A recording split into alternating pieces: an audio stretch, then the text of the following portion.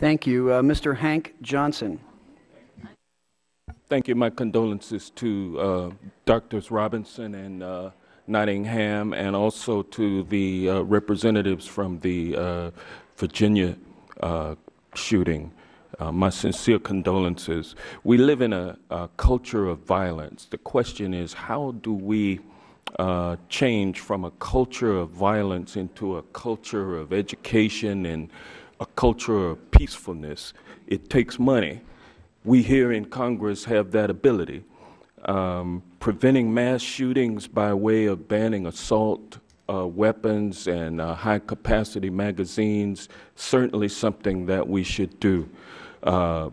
We need to get at the issue of violence that affects us with respect to handguns used primarily in inner-city areas to kill people. I'm not advocating for a ban on handguns, don't get me wrong, but I will say we need to address the issue of violence in our culture. And I'd like to know what kinds of resources are available to help students and to help people in the community, adults who have emotional or mental disorders, and whether or not we need to put more resources into that area. Thank you, Hank. Susan Davis. Thank you. Representative Grisham, thank you for your question. It's a sensitive question. We realize now, as we're in the midst of this and sort of looking back, there are phases of this, dealing with this trauma. If I would name this, I'd call this the start of a recovery. It's still painful. Mental health is a big piece. Part of what I've come to realize is when you have lost your whole sense of safety, that you start to look for things that are concrete and give you visible signs of safety. Parents are looking to see that the police are out at the street. They want to make sure there's police, a car out there and police in the building. Parents are coming in demanding that there be SROs in all of our elementary schools, which we didn't have. People seem to need that. Some of my teachers are saying, I need escape ladders in the room, and I need to have the door changed, and I need new locks. And they're creating lots of things, lists of things that they think they need to have to feel safe because they've lost their personal sense of safety. So Congress could take a real critical look at those unique situations that happen in these traumatic events, that Arizona or wherever. People go through these processes, and they're in different places, and there's a lot of grieving, and the mental health support is very necessary. And we do a great job of bringing in traumatic experts, counseling, and so forth, and then they go away. And I think my people need support for a long time. And I don't think that when these people go away, they start talking about a transition plan to me, and I said, no, stop. We can't talk transition. We are not there. So we need more long-term kinds of support when a traumatic incident occurs. And that's in mental health, and that's also with those visible signs of security so that we can keep going. Representative Scott, your question on NRA arming teachers.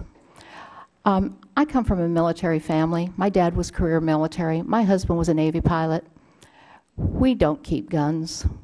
I have great respect for guns. My dad used to take me on his old ranch in New Mexico and teach me how to shoot. I have great respect for him.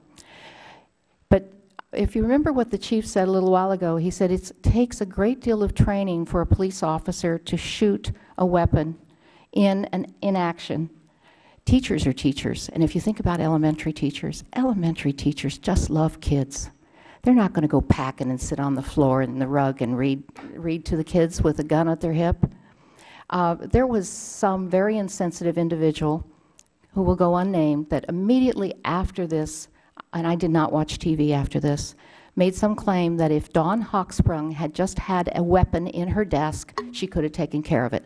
Number one, she wasn't at her desk, and no good principal is. So that means she'd have to be carrying it as she walked around. And what if she's like this athletic individual who shot himself in the foot? How many little kids could get injured with inexperienced elementary teachers walking around with guns. It's not even logical. Now, my people do tell me they need to see right now, and I don't know if that's long-term, but right now they need to see armed policemen. And they want people who are trained and know how to use, they want to see them in the schools. And I think that's that loss of security, and I think that's important, that at least temporarily we be able to accommodate that. Your third part of your question had to do with high capacity. He shot every one of these little 6-year-olds 3 to 11 times. That wasn't necessary. And we could, had he had a single shot or you know, I know nothing about it, but a gun that could not, and all that ammunition, maybe Dawn and the people coming out could have stopped him. You know, they were determined. They didn't have a chance with a semi-automatic weapon. And little 6-year-old bodies having a chance. So that's the depth of my feeling. Did I miss anyone? All right. Ms. Nottingham, did you have a comment? And then we'll go to the chief. I'd just like to echo the idea that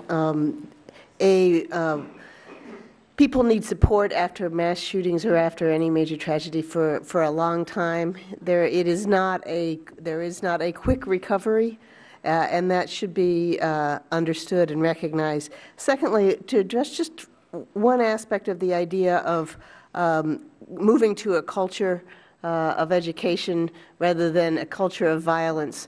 One of the things that we've been working on in Tucson through the Fund for Civility, Respect, and Understanding is anti-bullying programs in schools, because where we learn about violence, we model violence, children learn very young.